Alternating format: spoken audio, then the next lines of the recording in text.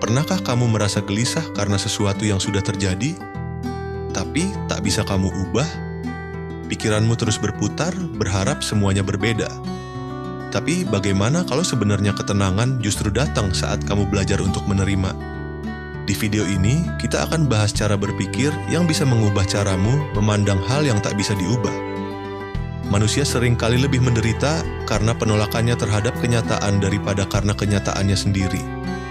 Faktanya, penelitian dari Harvard Medical School menunjukkan bahwa stres kronis seringkali bukan disebabkan oleh peristiwa hidup yang buruk, tetapi oleh cara otak menolak realitas tersebut. Ketika kita menolak menerima apa yang terjadi, pikiran menciptakan perang tanpa akhir dengan kenyataan. Dan dalam perang semacam itu, kita selalu kalah. Dalam kehidupan sehari-hari, banyak orang tersiksa bukan karena kehilangan, tetapi karena tidak bisa menerima kehilangan itu. Seorang mantan karyawan yang dipecat, misalnya, bisa terus mengulang-ulang di kepalanya, seandainya waktu itu aku bekerja lebih keras, berbulan-bulan, setelah kejadian berlalu. Padahal, satu-satunya hal yang membuatnya tetap terjebak bukanlah keputusan perusahaan, melainkan pikirannya sendiri yang tidak berhenti melawan kenyataan. Maka dari itu, penerimaan bukanlah kelemahan, tapi kemampuan mental tertinggi yang menandakan kedewasaan berpikir. Oke, berikut ini tips agar pikiranmu bisa menerima hal yang tidak bisa diubah. Simak baik-baik. 1. Sadari bahwa penolakan adalah bentuk kelelahan mental. Saat seseorang berusaha keras menolak kenyataan, otaknya bekerja dua kali. Pertama untuk mengingat kejadian, kedua untuk menentangnya. Energi mental terkuras hanya untuk mempertahankan ilusi bahwa segalanya seharusnya berbeda. Ini membuat pikiran terus berputar tanpa henti dan sulit beristirahat. Misalnya, seseorang yang gagal dalam ujian akan terus memutar kalimat seperti, "Seharusnya aku lebih siap, ini tidak adil," hingga akhirnya kelelahan emosional. Ketika ia berhenti berkata "seharusnya" dan mulai berkata "sudah terjadi," beban langsung berkurang. Kesadaran bahwa penolakan hanya memperpanjang penderitaan adalah langkah awal menuju ketenangan. 2. Pahami bahwa penerimaan tidak sama dengan pasrah. Banyak orang menolak untuk menerima karena mengira itu berarti menyerah. Padahal, menerima hanyalah mengakui kenyataan apa adanya agar bisa melangkah dari titik yang nyata, bukan dari ilusi. Penerimaan membuka ruang bagi tindakan yang lebih rasional. Contohnya, seseorang yang menerima bahwa hubungannya sudah berakhir akan punya tenaga untuk memperbaiki diri, memulai hal baru, atau membangun kebiasaan baru. Sebaliknya, mereka yang menolak kenyataan cenderung terjebak dalam siklus penyesalan yang sama. Penerimaan bukan akhir, melainkan titik awal dari perubahan yang realistis. 3. Ubah kalimat dalam pikiranmu. Bahasa menentukan arah pikiran. Saat seseorang terus menggunakan kata seandainya, andai waktu bisa diulang, ia sedang memberi sinyal pada otaknya untuk tetap hidup di masa lalu. Pikiran tidak bisa membedakan antara kenangan dan kenyataan. Selama kalimatnya masih aktif, rasa sakit pun ikut aktif. Coba ubah kalimatnya menjadi "aku belajar dari itu" atau "sekarang aku tahu lebih baik". Perubahan kecil dalam cara berbicara kepada diri sendiri dapat menciptakan pergeseran besar dalam keadaan mental. Pikiran yang menerima bukan yang lupa, tetapi yang berhenti menolak apa yang sudah terjadi. 4.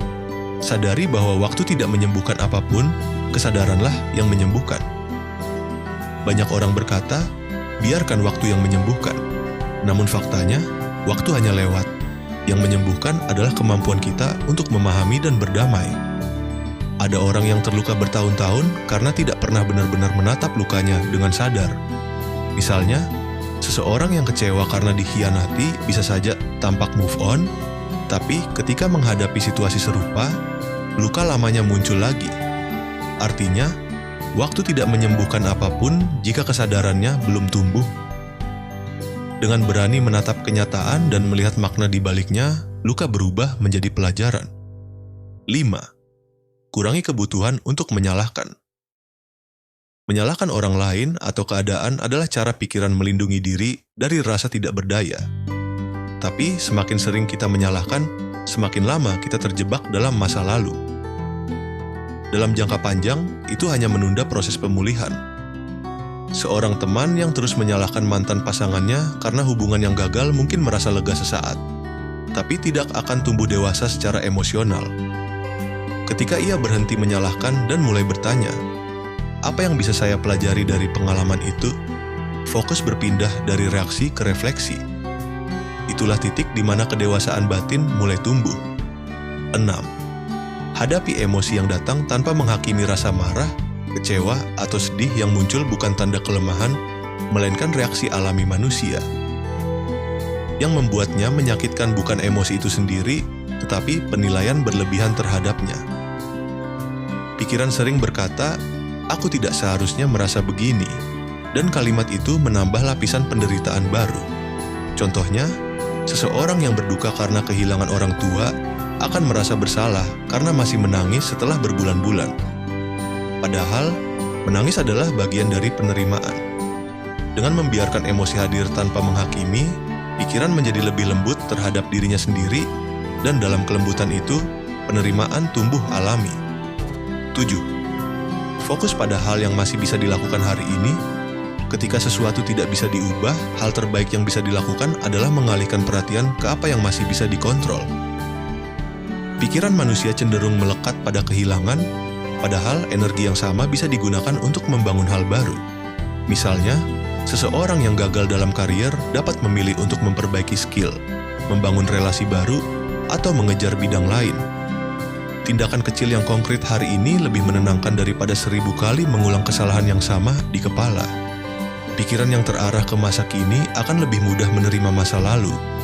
Menerima kenyataan bukan tanda bahwa kita kalah, tapi bukti bahwa kita cukup kuat untuk melihat hidup sebagaimana adanya.